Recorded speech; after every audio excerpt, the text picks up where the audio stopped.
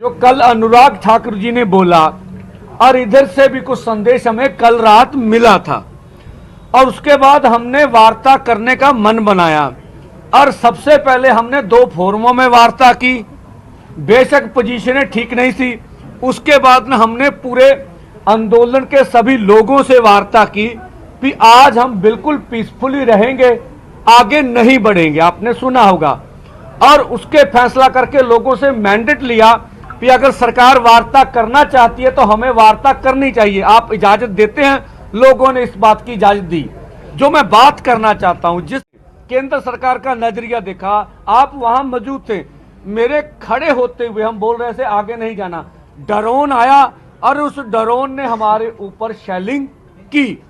उसका मतलब था भी केंद्र नहीं चाहता भी हम वार्ता के लिए जाएं और पीसफुल बैठे हुए लोगों को भड़काया गया केंद्र की द्वारा। और हमने देखा 2-3 घंटे हमारे लीडर्स स्टेज से और आगे जाके युवाओं को समझाते रहे, किसी को आगे जाने नहीं दिया। लगातार शेलिंग हमारे ऊपर हुई। केंद्र जानबूझकर हमारे ऊपर बल प्रयोग कर रहा।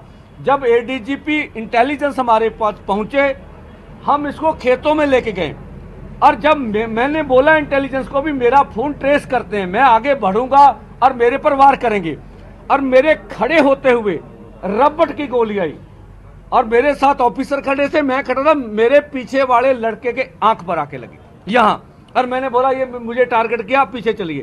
तो ये अभी हम लोग 200 मीटर पीछे खड़े थे। तो ये जो मीडिया में आ रहा कि इनके कुछ लोग आगे बढ़ रहे हैं, वो डिफेंड करते, तब हम शेलिंग करते। आज हमारे तरफ से जब उन्होंने बड़काहट की, मैं कहता हूं 99% हमारे लोग संयम में रहे, कोई 1-2 घटना को छोड़कर। तो ये केंद्र का रवैया ठीक नहीं है। हम अपनी तौर से कर रहे हैं भी हम पीसफुली बैठते हैं, आप वार्ता करिए। वार्ता में क्या बात आती है क्या नहीं आती है उसके बाद सोचेंगे। अगर बात टूटेगी तो हम अपना फैसला कर लेंगे भी आगे बढ़ना है, आप अपना कर लीजिए। जब हम अपनी तौर से कर रहे हैं भी हम वार्ता के लिए तैयार हो रहे हैं और हम कह रहे हैं भी हम पीसफुली बैठेंगे, आज आगे नहीं बढ़ेंगे, तो उस समय केंद्र को शेलिंग हमारे ऊपर करनी नहीं चाहिए। तो ये जो मैं कहता हूं जो आंदोलन में हो रहा, हमें केंद्र सरकार खुद भड़का रही है।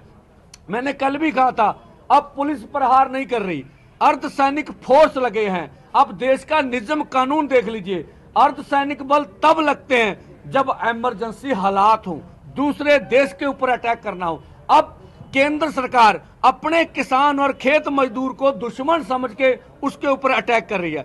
जब हम, मेरी बात पूरी है, जब हम पीछे वार्ता कर रहे थे तो हमारा ट्विटर हैंडल बंद कर दिया गया। डल्लेवाल साहब कह रहे मेरा पेज बंद कर दिया, और पेज बंद होने के बाद क्या मैसेज आया कि ये एंटी नेशनल एक्टिविटी कर रहे थे, तब इनका ट्विटर हैंडल बंद किया गया। तो ये ठीक नहीं है हमें एंटी नेशनल बताना और हमारे साथ इस तरह की बातें जोड़ना।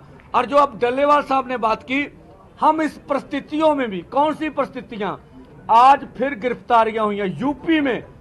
जिन यूनियन ने हमें समर्थन दिया था उनको सबको अरेस्ट कर लिया गया, ठीक है। महाराष्ट्र में अरेस्ट हुई है।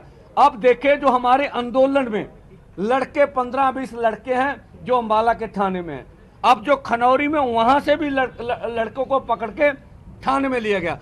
इस तरह की पोजीशन में भी हमारा मन कर रहा कि हम वार्ता नहीं छोड़ेंगे। अगर केंद्र कोई हल करे तो हम हल करने के लिए तैयार है। हम टकराव नहीं चाहते, हमारा दिल्ली जाना अनक का सवाल नहीं है, हम बातचीत से निपटना चाहते हैं, इसीलिए आज आए हैं।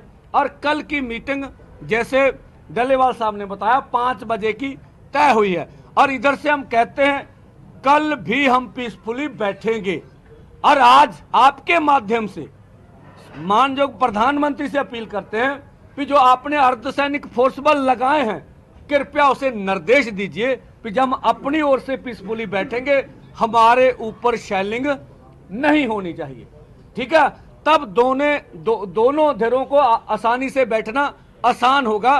तो आज देखेंगे कल वाली मीटिंग में क्या निकलता है।